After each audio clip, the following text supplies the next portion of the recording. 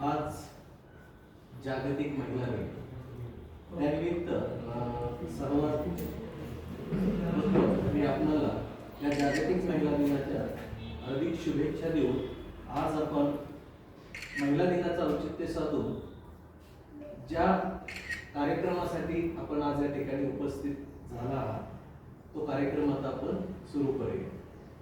तत्पूर्वी VS software lab म्हणजे या संगणकीय क्षेत्रामध्ये एक अग्रगणी नाव घ्यावं आणि एक विद्यार्थी उपयोगी अनेक उपक्रम या संगणकीय ज्ञानासोबत संगणकीय प्रशिक्षणासोबत दिलं जातं.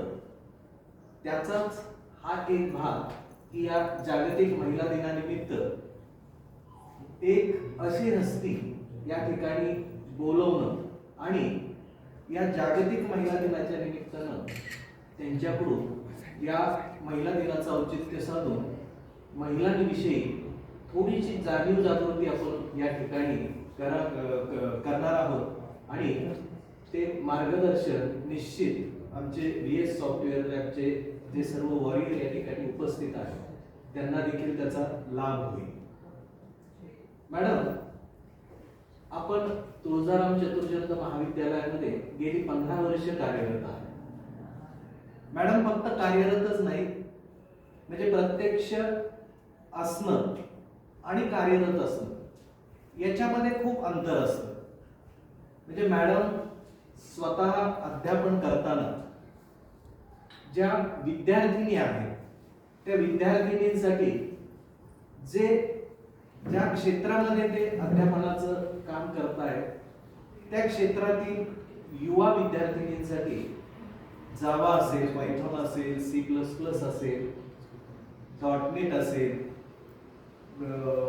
डाटा सायन्स असेल, या संदर्भात विद्यार्थ्यांना फक्त अध्यापन करत नाही तर प्रत्यक्षात जीवनामध्ये त्याचा उपयोग आणि त्यांच्या करिअरच्या संधी, त्यांना असणाऱ्या करिअरच्या संधी या संदर्भातची अनेक प्रशिक्षण देखील मॅडम वारंवार घेत असतात आणि खरंच याचा आम्हाला VS सॉफ्टवेअर लॅबला निश्चितच याचा सार्थ अभिमान वाटतो की आज आपण या ठिकाणी या जागतिक महिला दिनाच्या पूर्वसंध्येला या ठिकाणी उपस्थित आहात.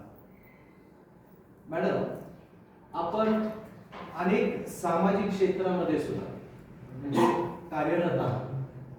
या सामाजिक क्षेत्रामध्ये सुद्धा कार्य करत असताना यामध्ये देखील महिला उपयोगी काही गोष्टी असतील, त्यांचा विकास साधायचा असेल तर त्या दृष्टीने देखील आपण नेहमी कार्यरत असतात. आणि खरंच आमचं आज अहोभाग्य आहे की आज सलमा शेख मॅडम या ठिकाणी आपल्याला या पॉडकास्टच्या माध्यमातून एक मार्गदर्शन आणि महिला काल, आज आणि उद्या या त्रिवेणी शब्दातून, या त्रिवेणी गोष्टीतून आपल्याला त्यांचा प्रवास त्या उलगडून सांगणार आहे. तर मॅडम, आज आपण या पॉडकास्टला सुरुवात करूया. आपण पाहतो मॅडम की प्रत्येकाच्या जीवनामध्ये असं कोणतरी आयडॉल असतं. तसं आपल्या जीवनामध्ये आपण कोणाला आयडॉल मानतात, म्हणजेच तुमचं प्रेरणा स्रोत कोण आहे? सर्वप्रथम तर तुम्ही इकडे महिला दिनानिमित्त हा कार्यक्रम साधला आणि मला इथं बोलवलं त्याबद्दल मी खूप खूप धन्यवाद करते आणि मग सरांच्या प्रश्नाचं उत्तर देते. आता शैक्षणिक वाटचाल म्हटलं तर मुलींसाठी सगळ्यात मोठा आदर्श म्हणजे सावित्रीबाई फुले. त्यांच्याशिवाय मोठा आदर्श कोणीच नाही, कारण त्यांच्यामुळेच आपण आज येत आहोत. काल बऱ्याच जणांच्या स्टेटसला एक पिक्चर येत होतं, एका ठिकाणी अर्ध जातं होतं आणि एका ठिकाणी कारचं स्टेअरिंग, तर तिथून ते तिथपर्यंत प्रवास असं. आता खरं बघितलं तर आम्ही जात्यात तर नव्हतो, पण तो जो काही मधली लाईन आहे तिथं तर आम्ही होतोच आणि तिथून मग आता आम्ही कारच्या स्टेअरिंग पर्यंत आलो. आता हा जो काही प्रवास आहे, हा प्रवास एवढा पण सोपा नाहीये की मी शिक्षण घेतलं मग आम्ही स्टेबल झालो. त्यात आमच्या कास्टमध्ये थोडंसं शिक्षणाला महत्त्व कमी आहे. तर त्याच्यातून शिकणं हे थोडंसं अवघड होतं. प्रेरणास्थान म्हणण्यापेक्षा मी म्हणेन की मला ज्यांनी प्रोत्साहित केलं ते माझे प्रेरणास्थान आहे. म्हणजे माझं शिक्षण आहे म्हणून मी कोणीतरी शिक्षण घेतलेलं आहे, चांगलं त्या पोस्टवरती आहे आणि त्याला मी प्रेरणास्थान ठेवले असं नाही. मला ज्यांनी सपोर्ट केला, ज्यांनी मला प्रोत्साहित केलं त्यांना मी माझं प्रेरणास्थान मानते. आता याच्यामध्ये माझे आई वडील, माझे सासरचे कुटुंब हे सगळे त्याला कारणीभूत आहे.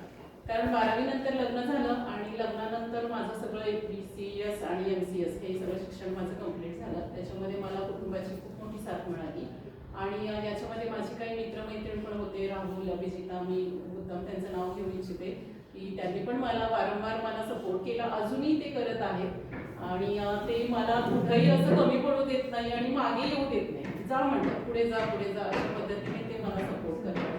माझी मुलं असतील ते पण सुद्धा मला प्रत्येक गोष्टीमध्ये मला सपोर्ट करतात. माझा मोठा मुलगा आणि मी आम्ही एकत्र अभ्यास केलाय. मी ज्यावेळेस MCS ला होते आणि तो 12वीला होता, तर आम्ही एकत्र अभ्यास करत होतो.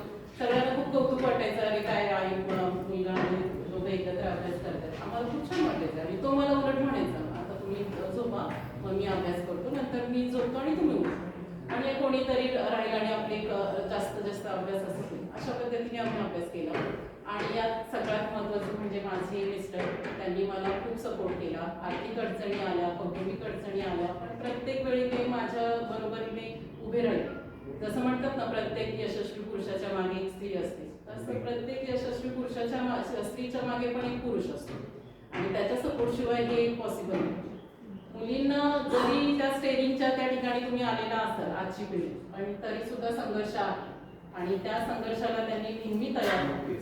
संघर्ष केल्याशिवाय यश मिळत नाही आणि त्या यशाचं आपल्याला तो गोडवा पण येतो. संघर्ष केल्याशिवाय जर यश मिळालं नाही तर मुलींना तर मी म्हणेन की तुम्ही त्या संघर्षाची तयारी नेहमी ठेवा आणि आपले प्रेरणास्थान आपल्याच आजूबाजूला असतात. फक्त त्यांना शोधणं आणि त्यांच्यापासून प्रेरणा घेणं हे खूप महत्त्वाचं आहे. खूप छान मॅडम, तुम्ही सांगितलं की प्रेरणास्थान असणं एका महिलेच्या जीवनात तरी किती महत्त्वाचं आहे. या आपल्या चर्चेतून आपण जे सांगितलं त्याच्यातून आमच्या संपूर्ण विद्यार्थ्यांना सुद्धा त्याचं ज्ञात झालं असेल आणि अनेक अडचणींचा देखील तुम्ही सामना केला. की तुम्ही म्हणाला की काही समाजामध्ये शिक्षण घेणं आणि शिक्षण घेऊन इथपर्यंत येणं हे तेवढं सोपं नव्हतं. त्याला सामना करत तुम्ही आज या क्षेत्रामध्ये कार्यरत आहात. आणि मला एक ते आठवतं, एक गोष्ट आहे पृथ्वी मोलाची, तू चाल र पुढं गड्या, तुला भीती कशाची. अगदी या उक्तीप्रमाणे तुमचा प्रवास मला वाटतो. खूप छान. आता आपण पाहतो मॅडम की आज महिलांना समाजामध्ये दुय्यम स्थान दिलं जातं.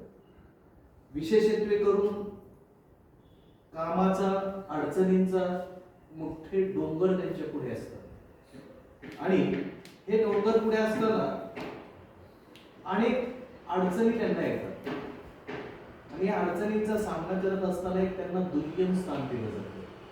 आजही समाजामध्ये आपण पाहिलं तर ही गोष्ट आपल्याला जाणवते. आपल्या दृष्टीने मॅडम याच्यामध्ये काय आणि कसा बदल करता येईल, बदल कसा घडवून आणता येईल? दुय्यम स्थान म्हटलं तर आहे अजूनही. म्हणजे जे आपण आधीचे जर पुढे काही मूवीज वगैरे बघितलं तर त्याच्यात तर खूप ड्रास्टिकल असं दाखवायचे की लेडीजला वेगळी पोस्ट आणि जेंट्सला वेगळी पोस्ट अशी होती तिथं. पण आता तसं नाही आहे. आता थोडं बदलत चाललंय. यातला एक मी किस्सा सांगते की माझा जो छोटा मुलगा आहे त्याचं पहिलीत असतानाचं मी एक पुस्तक मला अजूनही आठवतं. आता त्याला 8-9 वर्ष झाली, पण ते पहिलीच्या पुस्तकात इंग्लिशच्या टेक्स्टबुकमध्ये पहिल्या पेजवरती पिक्चोरियल रिप्रेझेंटेशन, म्हणजे असं पिक्चरमध्ये तो लेसन असायचा. त्याचं काही असं टेक्स्च्युअल फॉर्मॅटमध्ये लेसन किंवा पोएम काही नसायचं. तर तो पिक्चर काय होतं तर घरातलं पिक्चर होतं, हॉलमधलं, आणि त्याच्यामध्ये मुलं काही खेळत होते गेम्स वगैरे. आजी आजोबा त्यांच्या शेजारी त्यांना बघत बसले होते आणि वडील जे होते ते स्वयंपाकघरात स्वयंपाक करत होते आणि आई जी होती ते लॅपटॉपवरती काम करत होती. म्हणजे त्यावेळेस मला इतकं छान वाटलं की म्हटलं आता जे म्हणतो ना आपण की पिढी चेंज होत आहे, तर तिथून सुरुवात झाली की पहिलीत तर त्यांना काय बिंबवलं तर तुमची आई लॅपटॉपवरती काम करणार आहे आणि तुमचे वडील हे स्वयंपाकघरात स्वयंपाक करणार आहे. आता त्या मुलाला जर पहिलीत त्याने ते बघितलं असेल तर पुढे जाऊन फ्युचरमध्ये ज्या वेळेस त्याचं लग्न होईल, त्याचा संसार होईल, तर तो ते करायला कमी मानणार नाही की नाही बाबा हे असं होऊ शकतं. असं झालं आपल्या पिढीला. कसं झालं आपण पहिल्यापासून बघत आलोय की नाही आपले वडील कामाला जातात, आई आपली स्वयंपाक करते, मग ते आपल्या मेंदूत असं बिंबवलं गेलंय की नाही हे ह्याचा हा रोल आहे, ह्याचा हा रोल आहे. पण आता हे चेंज होत चाललंय. आता समानता जर म्हटलं तर समानता मिळवणं आणि समानता टिकवणं हे पण खूप महत्वाचं आहे. म्हणजे समानता म्हणजे तुम्ही पुरुषाची जागा घेऊ शकत नाही आणि पुरुष स्त्रीची जागा घेऊ शकत नाही. जरी स्त्रीला काम जास्त असते, अडचणी जास्त असते, पण तेवढी शक्ती पण तिला जास्त आहे की तेवढ्या अडचणी पण ती सहन करू शकते आणि तेवढा संघर्ष पण ती करू शकते. जी काम करणारी जी स्त्री आहे ती घर सांभाळते, प्लस तिचा ऑफिसमधला जर परफॉर्मन्स बघितला तर तो पण चांगला असतो, म्हणजे दोन्ही ती सांभाळते.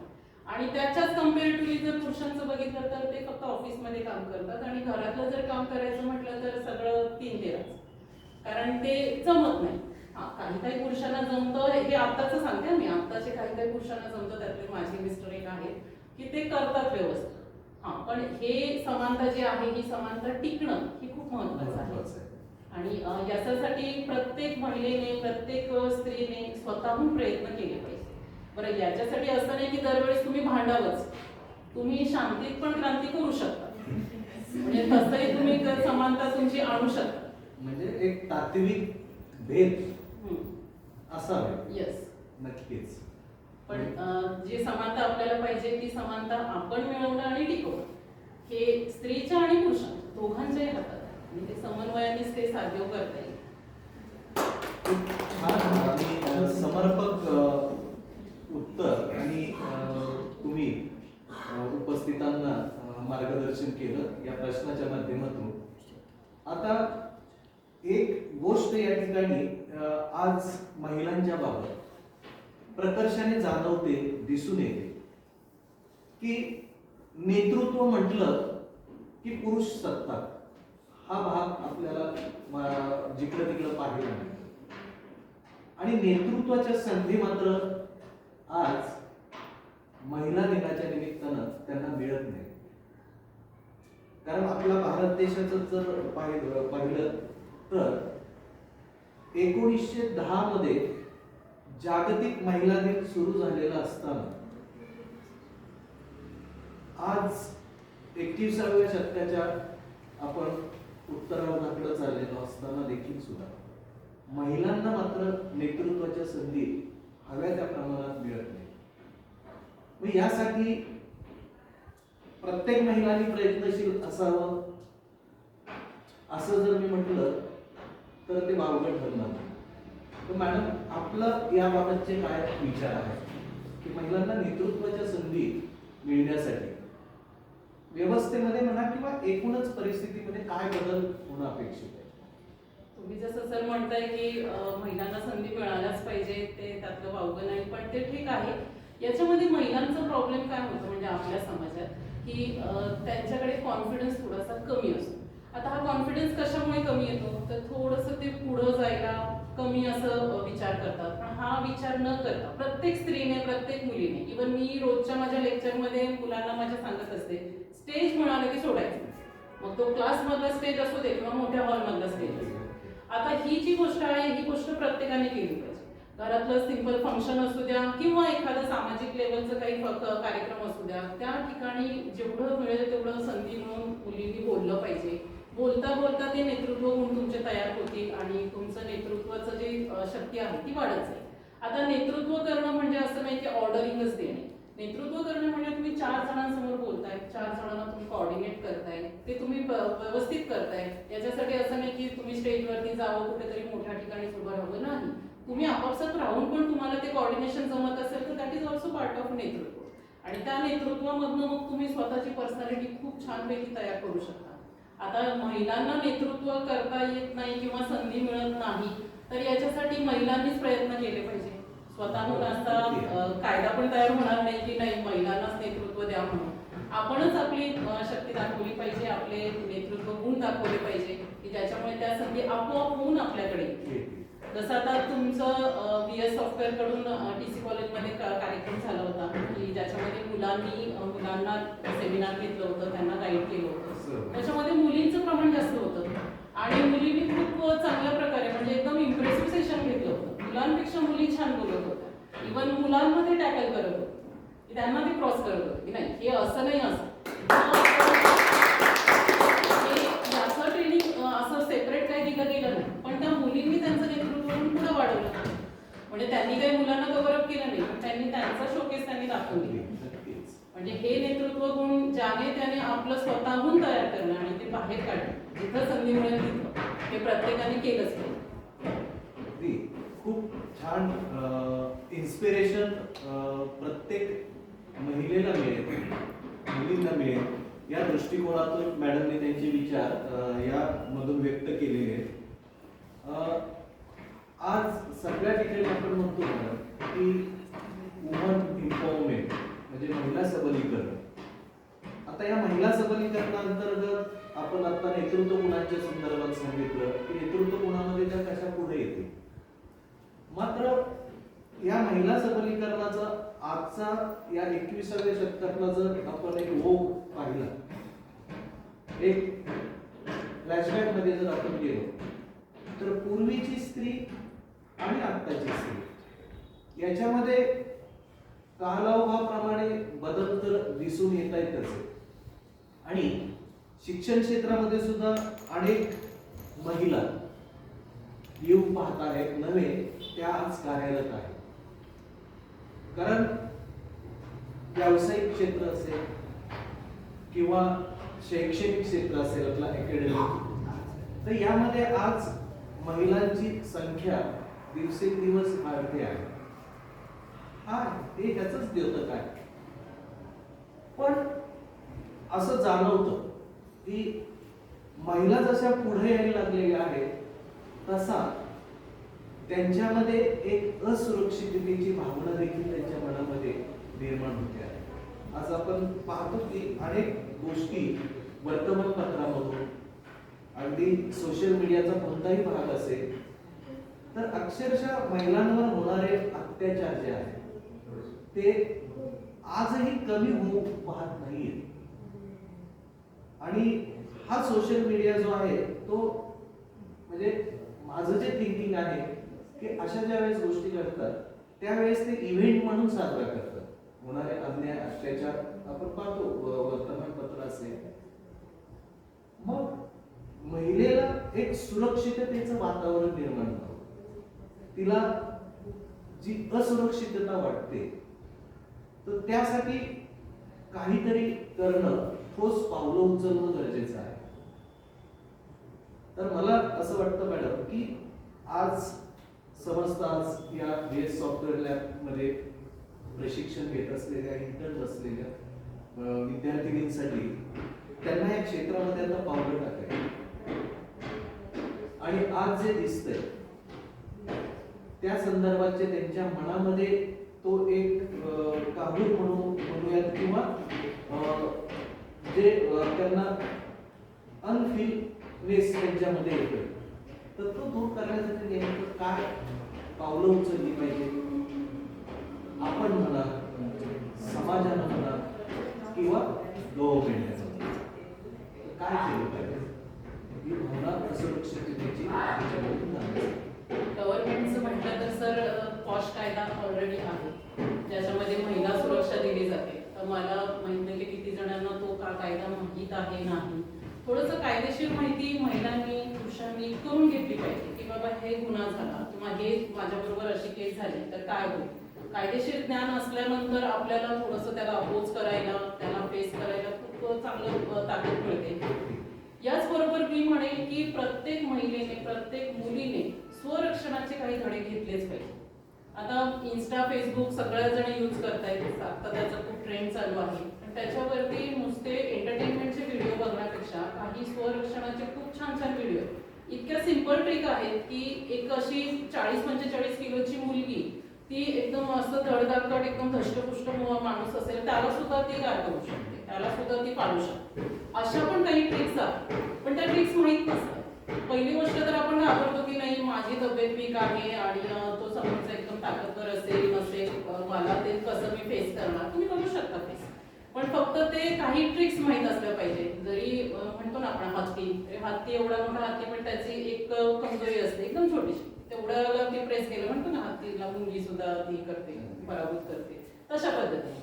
तर मुलींना मी म्हणेल की त्यांनी स्वरक्षणाचे थोडेसे धडे घेतले पाहिजे. मध्यंतरीचा मी एक किस्सा सांगते. मला पुण्याला एकटीला जायचं होतं, जो सासवडचा किस्सा झाला हडपसरचा, स्वारगेटचा, त्याच्यानंतरच मी जाणार होते. तर माझा मुलगा म्हटला की मी येतो. म्हटलं काही गरज नाही, म्हटलं मी ह्याच्या आधी पण गेलेली, मी एकटी जाते. तर तो थोडासा टेन्स होता म्हणून तो मला तसं म्हणत होता. तर मी त्याला लगेच तिथंच डेमो दाखवलं. माझा मुलगा खूप हायटेड आहे आणि तब्येतीने पण व्यवस्थित आहे माझ्यापेक्षा तरी. तर त्याच्यामुळे मी त्याला म्हटलं की तू मला मागून धर. त्याने मला मागून धरलं, मी त्याला ते अपोज केलं. त्याला म्हटलं तू पुढून धर, त्यालाही मी अपोज केला. हात धर माझं, एक हात धर, दोन हात धर. त्याला खूप डेमो दाखवले. शेवटी म्हटलं बस खूप फटके खाल्ले मी आता. तर हे तो म्हटला की आता ठीक आहे जाऊ तुम्ही. मी म्हणले कोणालाही तुम्ही चांगल्यापैकी अपोज करू शकता. हे जसं मी केलं, मी काही याला काही कराटे ट्रेनिंग घेतलं नाही, कुंफू ट्रेनिंग घेतलं नाही. इन्स्टावरती मी हे व्हिडिओ बघितले की त्याच्यामध्ये खूप सिंपल ट्रिक दाखवल्या. कोपऱ्याने मारणे, त्याच्या डोळ्यात बोट घालणे, हे एकदम सिंपल ट्रिक. पोटात असा बुक्का मारणे, या ज्या गोष्टी आहेत तर ह्या गोष्टी प्रत्येकाने शिकून घ्यावं. आणि त्याच्यासाठी असं वेगळी काही ट्रेनिंगची पण गरज नाहीये. तुम्ही ते व्हिडिओ बघा आणि तुमच्या घरामध्ये पण तुम्ही थोडीशी प्रॅक्टिस केली तरी ते हँडी होऊन जाते, तुम्हाला ते लक्षात येते. म्हणजे स्वरक्षणासाठी असं कायदेशीर तर कायदे खूप सारे केलेले तरी गुन्हे होत आहेत. पण प्रत्येक मुलगी जर स्वरक्षणासाठी तयार झाली, झाशीची राणी झाली, तर कोणीही शत्रू तिच्यावरती आक्रमण करू शकणार. माझं म्हणणं असं आहे की झाशीची राणी त्या काळात काहीही तिला रिसोर्सेस नव्हते आणि एवढ्या मोठ्या शत्रूला तिने अपोज केलं, मैदानात ती उतरली तलवार घेऊन, वाडाला घेऊन. तर आपण का नाही करू शकत? तशा त्या एवढ्या तर सिच्युएशन मध्ये आपण नाहीये. आपल्याला फक्त समोरच्याला अपोज करायचंय ज्यावेळेस आपल्याला काही वाटतंय त्यावेळेस. आणखी एक याच्यामध्ये मला सांगू इच्छितं की बऱ्याच मुली, बऱ्याच स्त्रिया आपल्या होणाऱ्या अन्यायाला बोलत नाही, कारण त्यांना वाटतं की समाज काय म्हणेल की हिचीच चूक आहे. बऱ्याच वेळा असं होतं की काही केस झाली तर त्याच्यामध्ये मुलींची, स्त्रियांची चूक दाखवली जाते की नाही तिने काहीतरी इशारा केला असेल, तिच्याकडनं सुरुवात झाली असेल, अशा प्रकारे होतात. आणि म्हणून मुली, स्त्रिया बोलायला घाबरतात. अजिबात न घाबरता नुसतं म्हणजे तुम्हाला मी एक सिंपल सांगते. आमच्या कॉलेजमध्ये एक कायदेशीर सेमिनार झालं होतं. तर त्याच्यामध्ये त्या जे वक्ते होते त्यांनी खूप छान सांगितलं की 15 सेकंद जरी कोणी पुरुष तुम्हाला स्टेअर करत असेल कंटिन्यू आणि तुम्हाला त्याचा त्रास फील होत असेल, म्हणजे तुम्हाला अनइझी वाटत असेल, तरी तुम्ही त्याची कंप्लेंट करू शकता. म्हणजे इतक्या लेवलपर्यंत जर कायद्याने आपल्याला सुरक्षा दिलेली असेल तर त्याचा फायदा आपण घेतला पाहिजे. पण ही गोष्ट कितीतरी जणांना माहीत नसेल की नुसतं बघणं सुद्धा गुन्हा आहे आणि त्याचा जर आपल्याला त्रास होत असेल तर आपण त्याला अपोज केलं पाहिजे. मग बाकीचं तर फिजिकल टच वगैरे ते तर खूप पुढे गेले. त्या प्रत्येक गोष्टीसाठी कायदा आहे, फक्त त्याची माहिती असणं. आणि आता कायदा आहे म्हणून काय प्रत्येक वेळी पोलीस आपल्या बरोबर असणार आहे असं नाही. पोलिसांपर्यंत आपण जाणं हे तर आहेच, पण त्याच्या आधी स्वतः अपोज करणं, स्वतः त्याच्यासाठी तयार होणं हे खूप महत्वाचं आहे.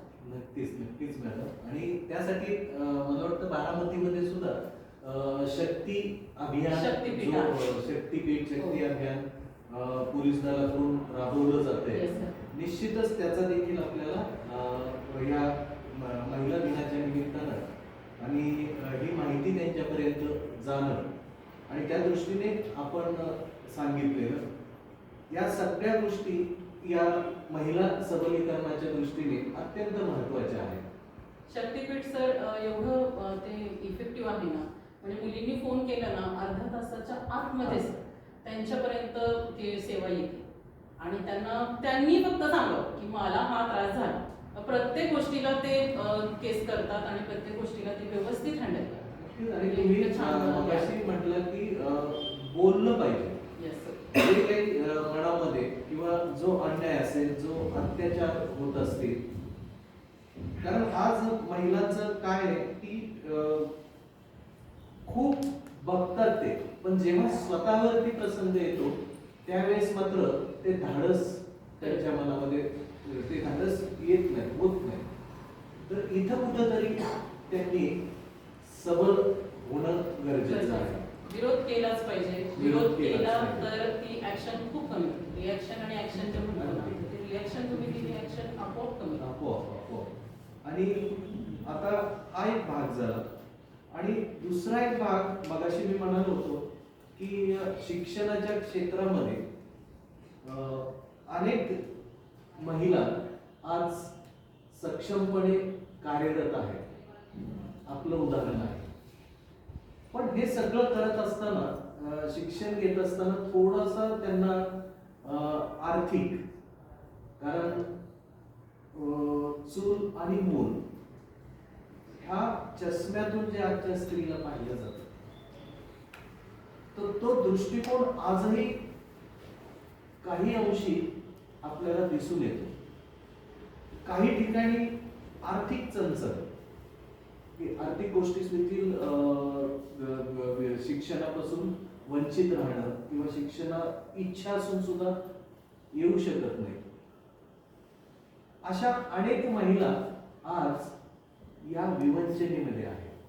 तर अशा विवंचनेत असलेल्या महिलांसाठी शिक्षण आणि आर्थिक सक्षम बनण्यासाठी काय केलं पाहिजे असं तुम्हाला वाटतं?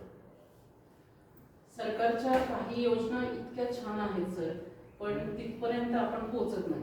बँकेच्या बऱ्याचशा स्कीम्स आहेत, सरकारच्या पण योजना आहेत. आता काही व्हॉट्सअपचे, फेसबुकचे ग्रुप आहेत की त्या अशा योजनांना ते पब्लिश करतात आणि त्या योजनांमध्ये जाणं खूप खूप महत्त्वाचं आहे. म्हणजे आता आमच्या कॉलेजमध्ये जरी म्हटलं तरी स्कॉलरशिप, एवढ्या स्कॉलरशिप आहेत की ईच अँड एव्हरी स्टुडंटला, प्रत्येकाला ती स्कॉलरशिप मिळू शकते. काही स्कॉलरशिप तर 100% पर्यंत त्यांना सवलत मिळून देतात. पण फक्त कागदपत्र गोळा करणे, तिथपर्यंत जाणे, हा त्रास नको म्हणून बरेच विद्यार्थी जात नाही. तर मी तर म्हणेन की थोडंसं तुम्ही रिसर्च करा.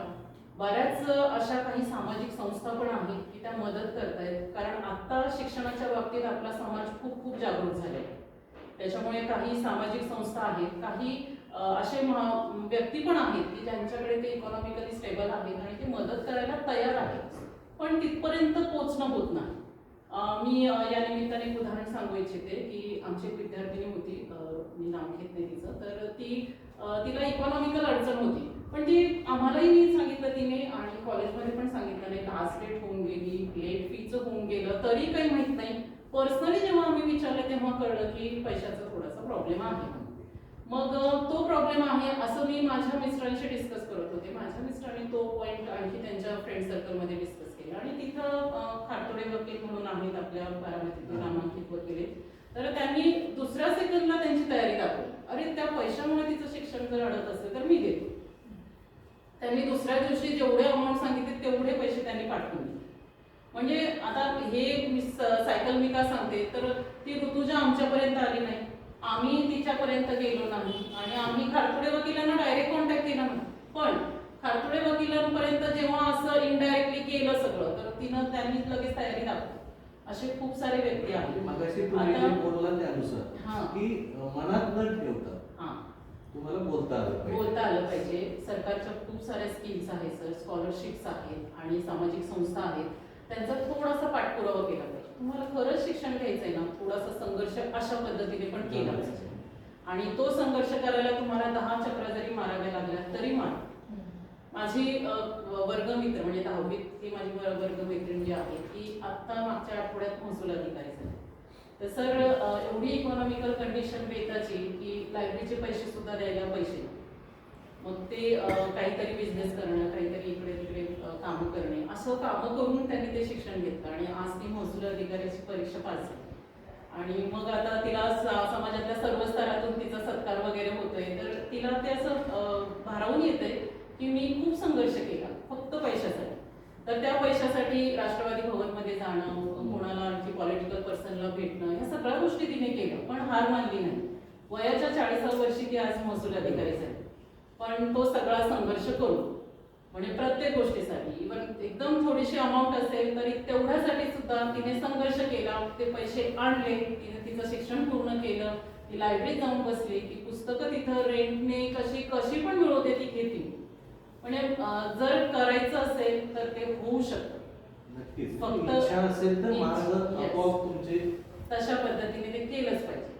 म्हणजे नुसतं आर्थिक अडचण आहे, कौटुंबिक अडचण आहे म्हणून शिक्षण सोडणं हे मला आत्ताच्या जमान्यात तरी नको वाटतं. तुम्ही थोडा संघर्ष केला, थोडंसं तुम्ही पुढे गेला तर तुम्हाला कुठं ना कुठं मदतीचा हात नक्की मिळेल. नक्कीच नक्कीच म्हणजे खूप छान आणि एक आर्थिक स्वावलंबन जर तुम्ही त्यामध्ये जर तुम्हाला सक्षम व्हायचं असेल तर त्या संदर्भात खूप छान टिप्स दिल्या, मार्गदर्शन केलं. आता या जागतिक महिला दिनानिमित्त आज आपण या व्यासपीठावरती आहोत, त्याच्यावरती चर्चा करत आहोत, समोर ऐकणारे आहेत.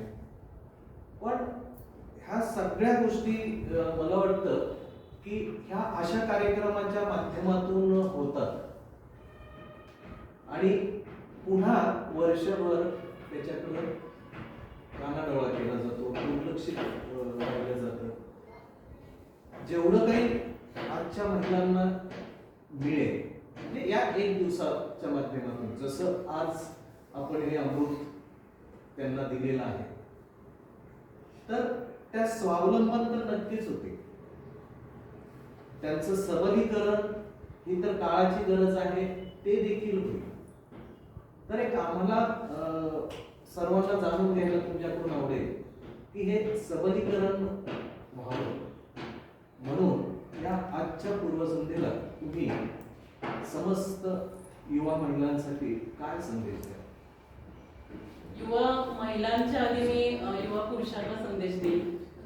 म्हणजे आपल्या मुलांचा बर्थडे किंवा आपला स्वतःचा बर्थडे वर्षातून एकदा येतो आणि तो दिवस म्हणजे नाही का मायरी असतो आणि त्या दिवशी आपण कोणालाही काही मागा किंवा काही फरमाईश करा तर ती पूर्ण केली जाते. तसं तो बर्थडे एक दिवस साजरा न करता वर्षभर आपला साजरा केला जातो. म्हणजे जरी आपल्या आई वडिलांच्या पॉईंट ऑफ व्ह्यू जरी म्हटलं तरी आई वडिलांना आपण बर्थडेच्या दिवशी तर गिफ्ट मागतो, हमखास ते देतातच, पण वर्षभर पण जे काही मागतो ते पण आपल्याला मिळतं. तर युवा पुरुषांना मला सांगायचं आहे की आमचा हा जो काही बर्थडे 8 मार्चला तुम्ही साजरा करता तर तो वर्षभर तर त्यांनी करावा. वर्षभर पण आमच्या ज्या काही मागण्या आहेत त्या त्यांनी कराव्या. आता याची सुरुवात जी आहे ती घरातून करावी असं मला वाटतं. घरातलं वातावरण जर तुम्ही त्या पद्धतीने तयार केलं, जसं माझी 2 मुलं आहेत, मी माझी 2 मुलं जर महिला सक्षमीकरण, महिला एकता या पॉइंट ऑफ व्ह्यूने जर मी त्यांना काही संस्कार दिले तर पुढे जाऊन त्यांच्या 2 फॅमिली त्याच वेने जातील, ते त्यांची 2 फॅमिली त्यांच्या पुढची सायकल तशीच वाढत जाईल. तर मला तरी असं म्हणणं आहे की प्रत्येकाने आपल्या घरापासून सुरुवात करावी. जे आपण म्हणतोय की महिलांना समान अधिकार दिले पाहिजे तर त्याचं शिक्षण, त्याचे संस्कार घरातून सुरुवात करावी. आरामात आपला जो काही समाज आहे तो बरोबर तयार होईल त्या अनुषंगाने. जे आपण म्हणतोय की महिलांना समानता दिली पाहिजे, त्यांना सगळ्या ठिकाणी समान अधिकार दिले पाहिजे, तर याची सुरुवात घरापासून करावी, स्वतःपासून करावी. महिलांना जर म्हटलं सबलीकरणाचं तर मी सुरुवातीपासून एकच मुद्दा म्हणते की तुम्ही बोला. तुम्हाला स्वतःहून कोणी म्हणणार नाही की तुला समान अधिकार पाहिजेत का, तुला हा अधिकार पाहिजे का, तुला इकडे हा चान्स पाहिजे का. नो, हे तुम्ही बोलायला पाहिजे आणि तुम्ही ते बोललं पाहिजे. ते म्हणतात ना, बोलणाऱ्याची किडलेली बोरं पण विकली जाते, तसं तो प्रकार आहे की तुम्ही बोला. कारण आत्ताचा जो जमाना आहे तो बोलणाऱ्यांचा.